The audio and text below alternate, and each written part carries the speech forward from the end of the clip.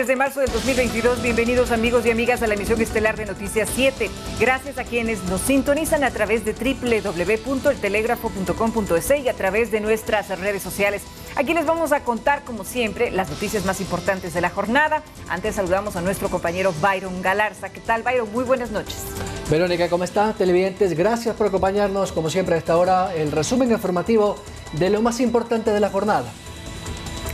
Vamos enseguida entonces, amigos televidentes, con los titulares de esta jornada. Atención.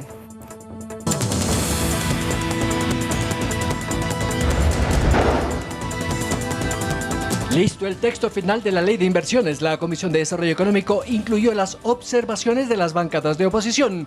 Este jueves al mediodía inicia el último debate antes de que entre por el Ministerio de la Ley. Taxistas de Quito insisten en las medidas de hecho para paralizar los servicios y bloquear el centro de Quito si el municipio no detiene las aplicaciones. Suspenden el test Transformar ante una falla de las plataformas. Unos 300.000 aspirantes buscaban un cupo para las universidades. El Senacid reprogramará la misma. En deportes, Einer Valencia, el delantero de la tricolor entre los 16 que entrarán al campo de juego en Paraguay. Este jueves Ecuador define su cupo al Mundial de Qatar. En lo internacional, Ucrania resiste los ataques rusos. A un mes de la invasión de los tanques y las bombas, no han doblegado el ejército ucraniano.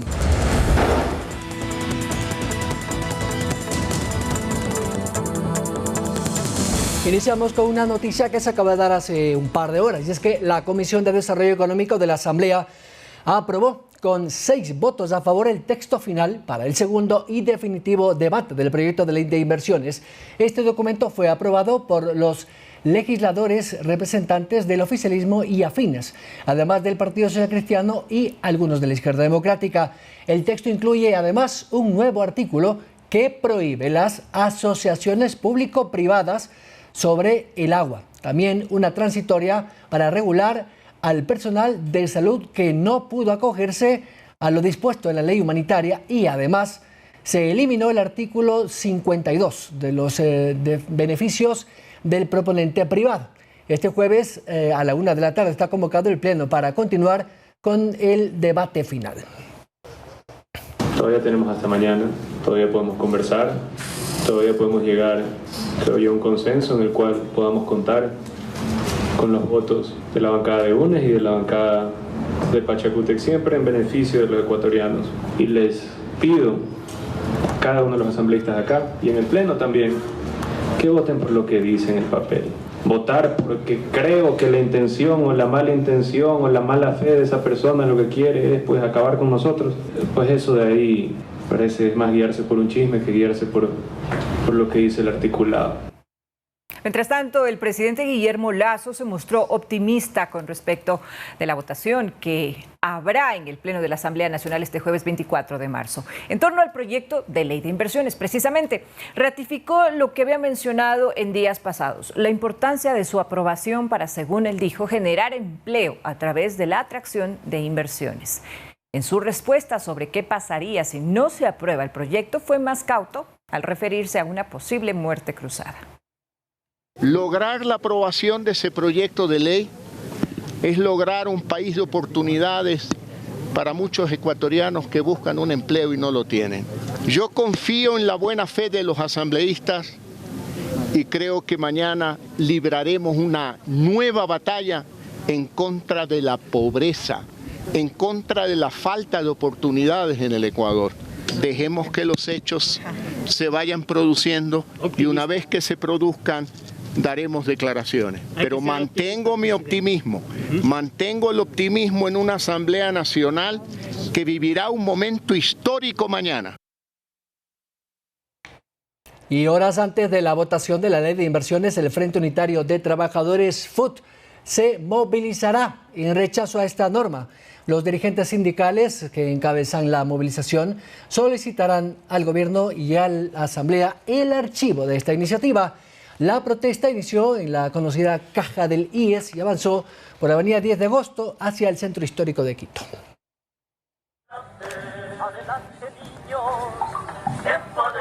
Con respecto al proyecto de la ley de inversiones, la ley precisamente de la función legislativa establece 3 opciones.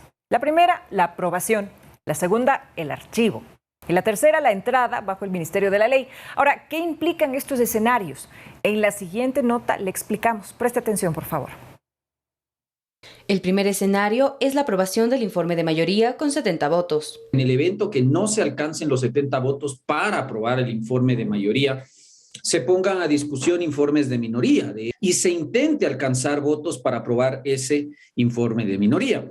Si no se aprueba ninguno de los dos, se puede archivar el proyecto de ley. Debería entonces haber una moción de negativa y archivo del proyecto. Para que entre por el Ministerio de la Ley se debe cumplir con el siguiente escenario. Primero, que sea calificado como de materia urgente económica. Y la segunda condición es que dentro de los 30 días contados desde la presentación del proyecto de ley, la Asamblea Nacional no apruebe, no niegue o no apruebe con modificaciones ese proyecto de ley. Quintana aclara que para que el proyecto de ley no se apruebe a través del Ministerio de la Ley, debe existir una moción expresa. Tienes que mocionar, ese es el procedimiento parlamentario que hay que seguir. Mocionar el archivo y la negativa a la ley y votar por esa moción y tener 70 votos para aprobar esa moción. Hay que aclarar que el Ministerio de la Ley solo funciona en este tipo de proyectos de urgencia económica. Ron explica que lo que puede pasar en el caso del archivo es que el presidente envíe un nuevo proyecto de ley de urgencia económica. La única restricción es que no esté uno en sustanciación. Es decir, el presidente de la República podrá volver a enviar un proyecto de ley similar, con los mismos componentes para ser debatido en el legislativo. Manuela Bedón, Noticias 7. Y la ley tributaria ingresada por el Ministerio de la Ley se pone sobre la mesa nuevamente en la legislatura, pero ahora para intentar derogarla. Las iniciativas provienen de los bloques de Pachacutic y de la bancada de UNES. Estas ya fueron calificadas por el Consejo de Administración Legislativa y ahora deberán ser tramitadas dentro de la Comisión de Desarrollo Económico.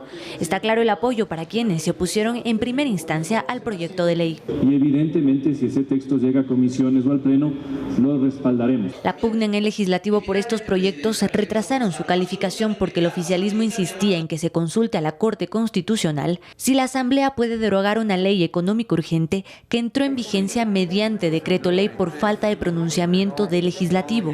Sin embargo, el constitucionalista Diego Zambrano explica la legalidad de esta calificación. El artículo 140 de la Constitución, en su último inciso, establece que aquellos decretos leyes que entran en vigencia por el Ministerio de la Ley, en el caso de los proyectos cuya iniciativa asume el presidente de la República, en materia tributaria, si pasan por el Ministerio de la Ley, en cualquier momento, dice la Constitución, en cualquier momento, la Asamblea puede proponer su modificación o su derogatoria. En este caso, la ley tributaria que se señala entró en vigencia el pasado noviembre, cuando la Asamblea dejó en el limbo el proyecto que no tuvo los votos para su aprobación. La Constitución establece que se debe seguir el trámite ordinario.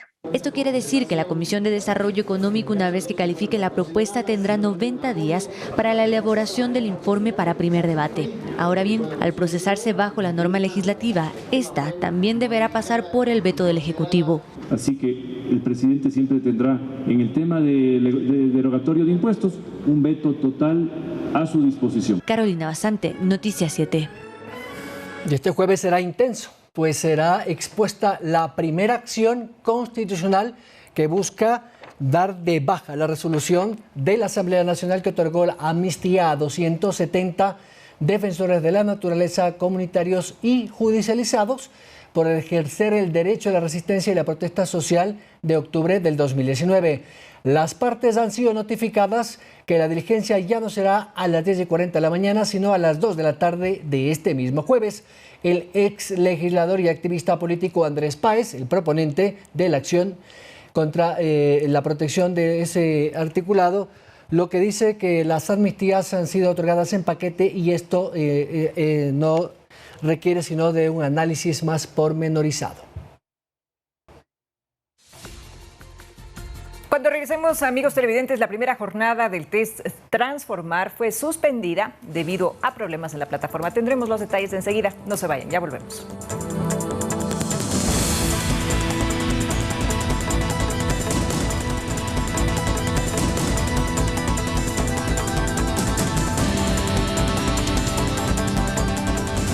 Les invitamos, amigos, como siempre, que nos sigan en nuestras redes sociales. Estamos en Facebook, Instagram y en Twitter como Ecuador TV. Además, somos retransmitidos por Radio Pública FM Quito, Guayaquil y Cuenca 105.3, Manta 88.1 y Loja 90.5. Pública FM. Y el gobierno inició el programa para celebrar el bicentenario de la independencia. Hay más de 100 actividades agendadas. Hoy inició una de ellas. El 24 de mayo se conmemoran 200 años de la independencia. Por ello, y dada la importancia de la fecha histórica, el gobierno inició oficialmente la agenda de eventos a desarrollarse. En los discursos de la ministra de Cultura y el ministro de Defensa, se destacó que lo que se quiere a propósito de la fecha es tener un momento de encuentro entre los ciudadanos. Una conmemoración que nos facilite el encuentro como nación, fortalezca nuestra identidad y alimente nuestro conocimiento y la historia de nuestro país. Es tiempo del encuentro. Es tiempo de dejar la lucha estéril que erosiona los cimientos de nuestro querido Ecuador. Por su parte, el presidente Guillermo Lasso firmó un decreto que conformará una comisión interdisciplinaria. Ahí estarán el canciller, la ministra de Cultura del MIES, entre otros, para encargarse de la agenda programada. La conmemoración del bicentenario de la batalla del Pichincha es una oportunidad para recordar nuestro origen como nación. La agenda programada para festejar el bicentenario contempla alrededor de 100 actividades, en donde también se van a poder sumar las ya programadas por los gobiernos autónomos descentralizados. Entre los eventos que se desarrollarán están exposiciones documentales, el proyecto educativo Yo Leo, presentaciones itinerantes a cargo del conservatorio, la feria de servicios y emprendimientos y más. Andrea Orbe, Noticias 7. Ahora les contamos, amigos televidentes, que la primera jornada del test Transformar fue suspendida, lamentablemente, debido a problemas en la plataforma. Sin embargo, la CENESID aseguró que van a informar el día de la reprogramación. La jornada para rendir el test Transformar, que se tenía prevista para este miércoles 23 de marzo, no empezó como se esperaba. A las 9 de la mañana, la Secretaría de Educación Superior CENESID informó que el portal para hacerlo en línea presentaba fallas técnicas, lo que impidió a los jóvenes iniciar la primera sesión, que debía arrancar a las 8:30. La plataforma de un proveedor externo colapsó. No sabemos cuál fue la realidad. Habíamos hecho una prueba la semana pasada, todo perfectamente bien, más de 120,000 personas conectadas simultáneamente. Hoy, cuando se iniciaba el proceso, con menos de 100,000, la plataforma no respondió. En un primer momento y tras superar el impasse, la institución informó que el test que estaba previsto para la mañana se reprogramaría para la tarde. Sin embargo, horas después, la misma entidad informó a la ciudadanía que ante las fallas técnicas presentadas en la plataforma plantransformar.es, se suspendía la jornada de evaluación prevista en el día. Se aseguró además que en los canales oficiales se informará de forma oportuna la fecha de reprogramación. Tranquilidad, no tienen por qué estar alarmados. Los cupos para este año aún no se confirman, pues a decir de Rivadeneira todavía están esperando la oferta de varias universidades que podría incrementarse para este año. Pero lo que sí se sabe son los inscritos para rendir el test, alrededor de 320,000 aspirantes. Andrea Orbe, Noticias 7. Mucha atención, $550 millones ejecutará el Ministerio de Transporte y Obras Públicas en el mantenimiento del eje vial estatal. Según el titular de la cartera, Marcelo Cabrera, el compromiso es habilitar las vías Cuenca-Molleturo-Naranjal, que une a la sierra con la costa en el Austro, y la carretera Balao-Puerto Inca-Machala, arteria vital para las exportaciones bananeras. 3 de las 4 zonas del país sufren consecuencias del duro invierno, así por ejemplo la zona oriental en Sucumbíos o la ruta Julio Andrade La Bonita. Pero los corredores de la sierra como la Cuenca Molleturo Naranjal, Santo Domingo Aló y la Manala Tacunga preocupan al gobierno. Para ello el Ministerio de Transporte y Obras Públicas trabaja en la rehabilitación de estas vías más críticas, en especial la que une a Cuenca. El quitar 250,000 metros cúbicos de material es como quitar una montaña, Byron, de la vía, de tal manera que en ese contexto ciertamente va a tomar un tiempo prudencial, hablamos de 40 días hasta retirar eso y luego reconstruir la vía, que esos 550 millones de dólares se utilicen en el menor tiempo posible para este fin. El gobierno ya ha cumplido temas importantísimos.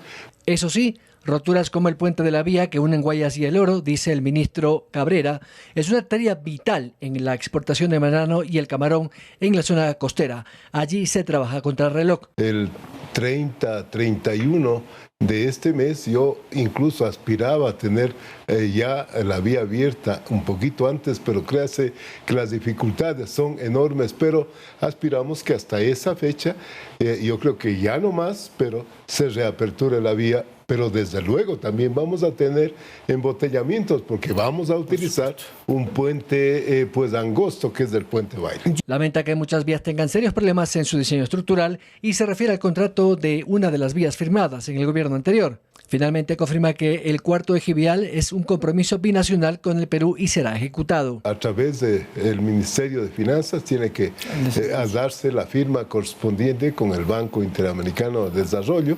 Ayer justamente hemos tenido una reunión muy importante con el BID y esperamos que en el tiempo que falte se cristalice este financiamiento para esta obra de fundamental importancia que conecta el Ecuador con el Perú. Byron Galarza, Noticias 7. Una nueva mesa de diálogo entre trabajadores y el ministro de Trabajo busca un preacuerdo en la redacción de la reforma laboral. El gobierno intenta llegar a un consenso con todos los actores de la sociedad antes de enviar el proyecto de ley a la Asamblea. Este tercer encuentro entre los representantes del Ministerio del Trabajo, los gremios empresariales y los dirigentes sindicales se ha llevado en medio de las expectativas de todas las partes, pero sobre todo centrado en las nuevas reformas. Los puntos que no hay acuerdo, como el trabajo por horas, tiempo parcial o contratos temporales. El ministro Patricio Donoso insiste en que se busca cubrir a los casi 7 millones de desempleados que buscan una esperanza en estas reformas. Esperamos y tenemos fe en que derive en generar una normativa que a su vez genere empleo decente, empleo productivo, empleo digno para todos los ecuatorianos. Los sindicatos son cautos y creen que su propuesta que tiene la Asamblea es el punto de partida. Hay 4 grandes sectores que han sido ya tomados en cuenta y creemos que no son los únicos. Comercio y servicios, el sector de hotelería y turismo, el sector de la construcción y además, queremos manifestar que frente a ello vamos a tener coincidencias. Los gremios de la patronal no están cerrados a las reformas, pero eso sí, recuerdan que el actual Código del Trabajo es una camisa de fuerza que no les da garantías. Nos hemos dedicado y enfocado en ponernos de acuerdo en los temas que vamos a conversar, en las características que van a guiar el diálogo y en los documentos que vamos a analizar en las próximas semanas. Byron Galarza, Noticias 7. Y el gremio de los taxistas en Quito ha anunciado que seguirán con las movilizaciones y bloqueos de las vías del centro histórico hasta que el municipio disponga a la Agencia Metropolitana de Tránsito y a la Secretaría de Movilidad realizar los operativos para controlar a lo que ellos denominan taxis informales, que tienen que ver básicamente con las plataformas. Los taxistas agremiados en la capital no ceden en su intención de que el municipio inicie y mantenga los controles contra las unidades que según ellos trabajan al margen de la ley y a través de aplicaciones de internet. Por eso ahora quieren directamente hablar con el alcalde Santiago Guarderas. Esperamos que el señor alcalde conozca de parte de la dirigencia del taxismo convencional y ejecutivo, conozca todos estos antecedentes. De su lado, la Agencia Metropolitana de Tránsito ha informado que durante el primer semestre del 2022 ha realizado reuniones técnicas con representantes de las compañías de taxis, mediante las cuales se lograron establecer varios acuerdos. Esto con el objetivo de garantizar el desarrollo de varios procedimientos administrativos correspondientes al transporte comercial modalidad taxi. Pero Carlos Brunis dice que con él no se han reunido, por eso es que los problemas no se han podido solucionar, por lo que justifica la medida que han adoptado. Hemos denominado a nuestras acciones primero progresivas y hasta llegar a la hora cero, que esa decisión la tomarán todos quienes somos parte del taxismo de Pichincha. Desde la alcaldía de Quito han confirmado, asegura Brunis, que este jueves en la mañana el alcalde Guarderas los recibirá en una reunión en donde se intentará resolver este tema. Bueno, la expectativa que se ha generado es de que el alcalde va a atender nuestras peticiones. Carlos Brunis ha anunciado además que si el alcalde no les da respuestas, se mantendrán en sesión permanente y no descartan tomar otras medidas. Darío Javier López, Noticias 7. La situación de la maternidad del Guasmo ya había sido advertida en el año 2021 por la Defensoría del Pueblo y también por la misma coordinación de la Zona 8 del Ministerio de Salud, en un informe que revela la precariedad de los servicios de esa casa de salud. La indagación dentro del Hospital Matilde Hidalgo de Procel en Guayaquil fue impulsado por una denuncia del Comité de Usuarios de la Maternidad. Con la creación de una mesa técnica empezó una investigación que determinó las precarias condiciones de esta casa de salud. Por ejemplo, se señala que en la unidad de cuidados neonatales existen 18 termocunas y 8 ventiladores, pero solo están habilitados 3. En emergencia se determinó que no hay la aplicación del protocolo de triaje de emergencias obstétricas y existió un incorrecto almacenaje de medicamentos. En hospitalización no había una correcta identificación de los pacientes y en los quirófanos. De los 5, 3 tienen problemas de climatización y otros 2 están cerrados por problemas de equipamiento. En algunos ámbitos se justificó las carencias y desperfectos por la falta de presupuesto. Es que en 2021 esta casa de salud contaba con una asignación original de $20,60 millones, pero fue recortada a 16,57, de los cuales se ejecutó el 99%, según consta en los reportes públicos. Carolina Basante, Noticias 7. Otros temas, la demanda interpuesta por los hermanos Isaías Dazún al Estado ecuatoriano con la intención de cobrar unos $2.000 millones como medida de reparación ha levantado las alertas y el propio presidente de la República, Guillermo Lasso, ha dispuesto al procurador del Estado inicie la defensa. Después de que un tribunal de la Corte Nacional en mayo del 2021 ratificó el estado de inocencia relacionado a la sentencia por peculado a los hermanos Isaías Dazún, ellos han interpuesto una demanda en contra del Estado ecuatoriano por casi $2.000 millones por los hechos relacionados con el caso Filambanco. Como medida inmediata de defensa al Estado, el presidente Guillermo Lasso dispuso a la Procuraduría General defienda los intereses de los ecuatorianos respecto de las intenciones de esta demanda. Es lamentable que existan estos casos todavía que se derivan de lo que sucedió en gobiernos pasados, que incautaron activos, los administraron mal, muchos de ellos ya no existen, otros se desvalorizaron y ahora nos están causando un problema donde no tenga la menor duda, nadie en el Ecuador, que me pondré del lado del pueblo ecuatoriano. Ahora mismo la causa está en manos del Tribunal de lo Contencioso Administrativo de la Corte Provincial del Guayas y el proceso ya fue puesto en conocimiento de las instituciones demandadas, así como también de la Procuraduría, quienes en un plazo máximo de 30 días deberán responder. Según el constitucionalista Juan Francisco Román, en términos técnicos la demanda fue aceptada por cumplir los requisitos apegados a derecho, pero eso no quiere decir que los demandantes tengan la razón, por lo que cree que el Estado deberá argumentar muy bien la defensa. Debe ser agresiva, debe ser técnica. Román sostiene que durante el proceso de defensa del Estado se deberán revisar detenidamente varios elementos como la caducidad del reclamo, entre otros. Las aristas del proceso Isaías deben ser analizadas bajo un montón de contextos, de los cuales está el político. La defensa de los hermanos Isaías pide que el Ecuador les cancele $1.548.860 por los daños ocasionados, más 15 millones que ellos habrían pagado en Estados Unidos por gastos de su defensa, así como también por los intereses legales generados. Como un ciudadano sería indignante pagar un centavo. Darío Javier López, Noticias 7. El presidente de la República, Guillermo Lasso, condecoró al periodista y articulista Emilio Palacio con la Orden Nacional al Mérito en grado de oficial por su lucha por la libertad de expresión.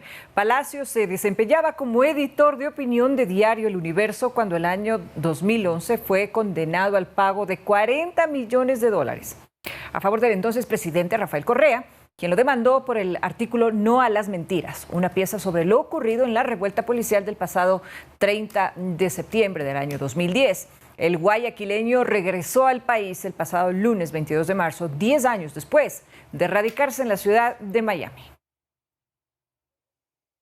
Y el gobierno ha declarado al deporte como política del Estado y impulsará, por supuesto, desde varias actividades que tienen que ver mucho, por ejemplo, con la deducción de impuestos. A esta hora de la noche nos contactamos con el titular de la cartera de deportes en su despacho. Ministro Seba Palacio, ¿cómo está usted? Gracias por acompañarnos, bienvenido. Hola Byron, ¿qué tal? Buenas noches, un cordial saludo. Bueno, ¿qué implica esta política de Estado? ¿Recursos, leyes, acuerdos? Implica, por un lado, Byron, darle al deporte la importancia que merece. Durante muchos años hemos tenido el anhelo, quienes estamos cercanos al deporte, quienes llevamos al deporte en el corazón, el anhelo de que el deporte se convierta en política de Estado, que se le dé la relevancia, entendiéndolo como una herramienta fundamental para el desarrollo social del país, como el mejor aliado para prevenir enfermedades o alejar a los niños y jóvenes del consumo de las drogas, para tener barrios más seguros, menos violentos, para que estos niños crezcan con valores y principios. Entonces, por un lado está eso, darle la relevancia y el peso que merece. Eso también genera una coordinación y un compromiso de parte de todas las instituciones de gobierno, por eso es una política de Estado. Y por supuesto, el compromiso de entregar los recursos que sean necesarios para cumplir con todos los proyectos y que Ecuador se convierta en una potencia deportiva a nivel regional y a nivel mundial. Señor ministro, muy buenas noches. Verónica Jarrín le saluda. Una consulta, y frente a esta ley, ¿cuál es la participación de la empresa privada, sobre todo en el tema de incentivos tributarios? ¿Y cuáles serían los mecanismos idóneos o adecuados para que las empresas privadas puedan aportar al desarrollo del deporte y puedan tener esta posibilidad de exoneración de impuestos? Y, por supuesto, ¿en qué porcentaje? Gracias, Verónica. Nuestro gobierno ha tomado una decisión y es entregar incentivos tributarios a las empresas que invierten en proyectos deportivos. El incentivo es una deducción adicional del impuesto a la renta en un 150% del valor invertido. Esto ha sido muy bien recibido por la empresa privada, quien entiende que invertir en deporte es invertir en salud, que es invertir en el futuro de nuestros deportistas, pero además ahora tienen un incentivo tributario que les anima a apostar al deporte. En el año 2021 logramos inyectar al deporte ecuatoriano, gracias al incentivo tributario, alrededor de $3 millones. Este año, con las mejoras que hemos hecho, con el aumento del incentivo de un 100% a un 150%, Verónica, estamos seguros que vamos a lograr una inversión mucho más grande. Yo me animaría a decir sobre los $15 millones, y de esa manera lograr que todos los objetivos deportivos que tenemos como país se cumplan. Esta fecha, marzo, usted ya tiene algunos proyectos en marcha que ya han iniciado. ¿Qué empresas, aunque no me diga el nombre, en qué sectores, categorías de las industrias y por cuántos montos o en qué deporte? Así es, Byron.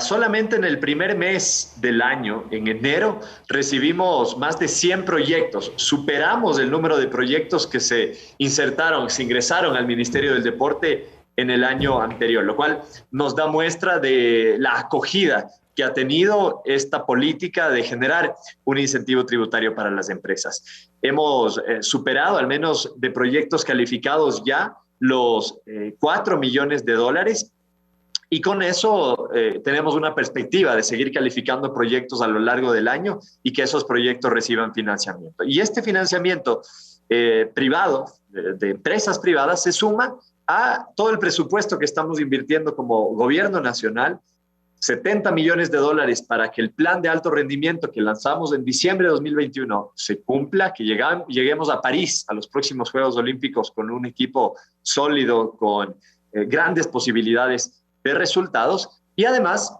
con proyectos sociales relacionados al deporte, como Hincha de mi Barrio, que es un proyecto que se está llevando a cabo en los barrios del Ecuador. Es una metodología que a través del deporte enseñamos valores y principios a niños y jóvenes. Proyecto Encuentro Activo, en el que enseñamos en los barrios clases de bailoterapia, de defensa personal o de ejercicios funcionales.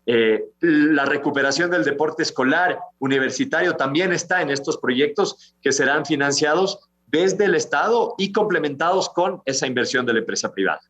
Ahora, señor ministro, que usted acaba de mencionar uno de los proyectos emblemáticos de esta temporada, precisamente el hincha de mi barrio. Coméntenos un poquito acerca de qué se trata, cómo es la logística para poder insertar en la conciencia de los jóvenes la importancia del deporte y sobre todo cómo esto va a incidir positivamente en su futuro. Sí, Verónica, hemos hecho una alianza con una fundación internacional que tiene experiencia ya en otros países. Y junto a la fundación y con financiamiento del Ministerio del Deporte, estamos llegando a barrios en 5 provincias, en Manabí, en Esmeraldas, en Pichincha, en Guayas y en Los Ríos.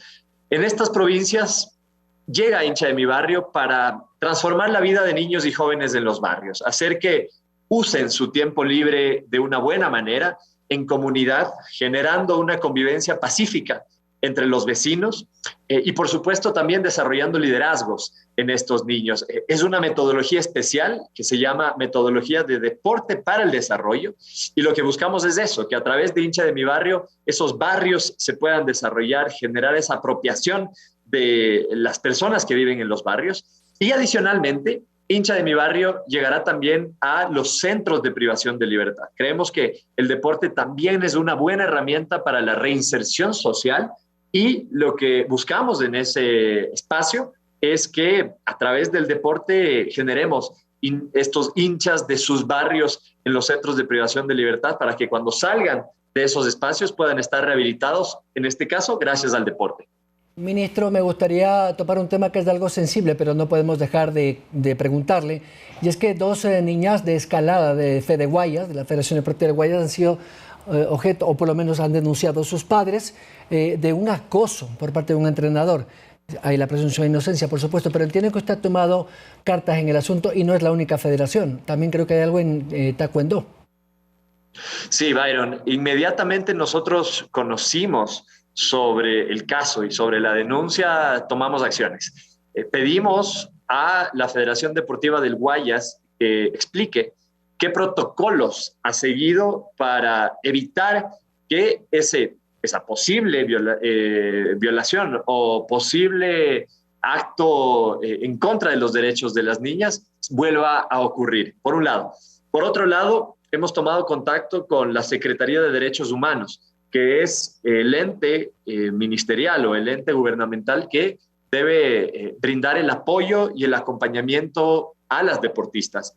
Y finalmente hemos dicho, y esa es una postura personal e institucional, que el Ministerio del Deporte está para defender los derechos de las niñas y de las mujeres, de nuestras deportistas, y haremos todo lo que sea necesario para que esa denuncia pueda llegar a una conclusión. Si es necesario, Byron, conversaremos con la Fiscalía para que le pueda dar celeridad a esas denuncias y erradicar de una vez por todas la violencia que aparentemente podría existir en algunos espacios deportivos. El deporte tiene que estar siempre alrededor de cosas positivas, de los valores que nos enseña el deporte y jamás se puede permitir que exista violencia en los escenarios deportivos, violencia contra nuestras niñas, contra nuestras deportistas. Ministro, te corta el tiempo, pero le quiero agradecer, muy gentil. Muchas gracias a ustedes. Buenas noches. El titular de Deportes del Ministerio, Sebastián Palacios. Y con estas buenas noticias, definitivamente, amigos televidentes, nosotros hacemos una pausa, pero ya regresamos con más. No se vaya, porque les vamos a contar que en Cotopaxi persiste la preocupación por la muerte de 1.200 ovejas. ¿Qué es lo que está pasando? ¿Qué es lo que ha sucedido para esta situación? Tendremos los detalles cuando regresemos de la pausa, aquí en Noticias 7. Ya volvemos.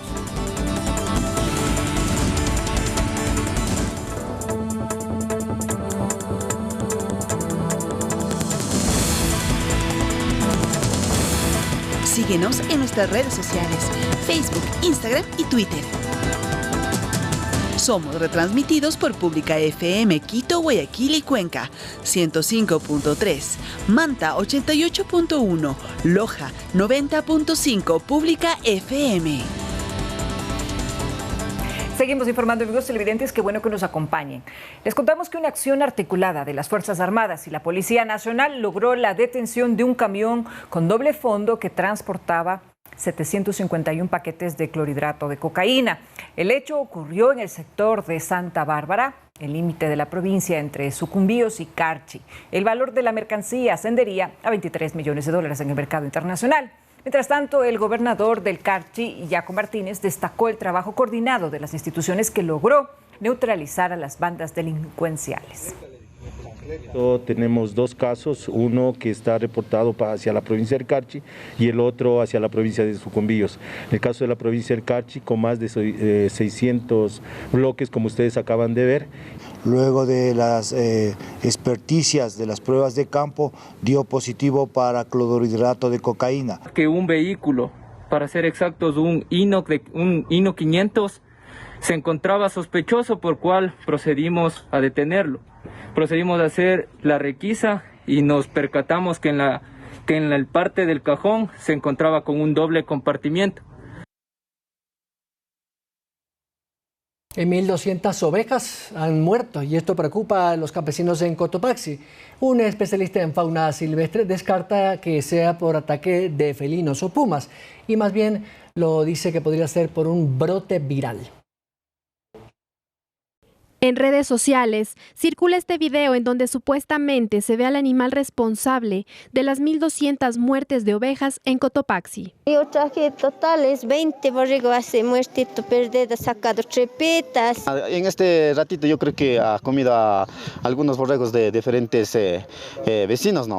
Conversamos con un especialista para entender este fenómeno pocas veces registrado. Digamos que fuese el puma el causante. Aunque, insisto, nosotros creemos que no. Entonces es muy fácil que yo tome un video de un puma comiendo y diga este es el causante de las muertes. Para Ortega, médico veterinario especializado en fauna silvestre, las muertes van más allá de los ataques de pumas o cualquier otro animal. No le echamos la culpa a un animal silvestre que siempre vivió ahí sin antes descartar las otras posibilidades que pudieron haber causado esa alta mortalidad. Pero entonces, ¿qué pudo provocar estas muertes masivas? Que se mueran tantos borregos, tantos animales, nos hace pensar más bien algo más complejo, como una intoxicación masiva, como un envenenamiento masivo o como una enfermedad también. O sea, ¿por qué no pensar que hubo una enfermedad que afectó a todos esos animales? Una enfermedad viral, por ejemplo, o una enfermedad bacteriana, por ejemplo. De tratarse de una enfermedad viral o bacteriana, es importante una oportuna intervención, pues estos animales son criados para consumo nacional.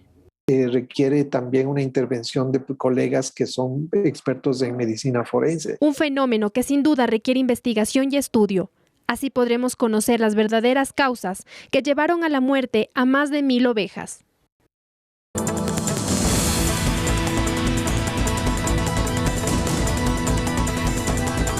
19:49. Seguimos informando, amigos televidentes, y son 14 años. Hacemos una rectificación a la nota anterior porque son 14 años en los que la radio pública se renueva. Así que desde aquí, desde Noticias 7 y todo el equipo de Ecuador TV, queremos dar un abrazo y por supuesto nuestra felicitación a este medio de comunicación tan importante. Y por supuesto llegando a todos los rincones del país a través de su frecuencia en FM. Pero vamos a un tema que también nos interesa y por qué no decirlo, nos alegra a todos. Y es que el fútbol, además de ser un espectáculo que atrae y gusta a propios extraños, genera mucho dinero.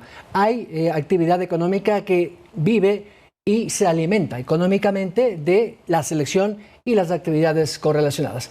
En el tema del día, Darío Javier López nos cuenta. Darío. Hola, ¿qué tal? Saludos. El fútbol tendrá este año el evento más importante del deporte rey del planeta. Cuando la pelota empiece a rodar en el Mundial de Qatar, el mundo se paralizará. Pero con ello, miles de negocios de diferente tipo deberán activarse para cubrir las necesidades de servicios y productos de los hinchas. En Ecuador, la actividad comercial está preparada tanto como nuestra selección para este reto. Ahora se lo contamos.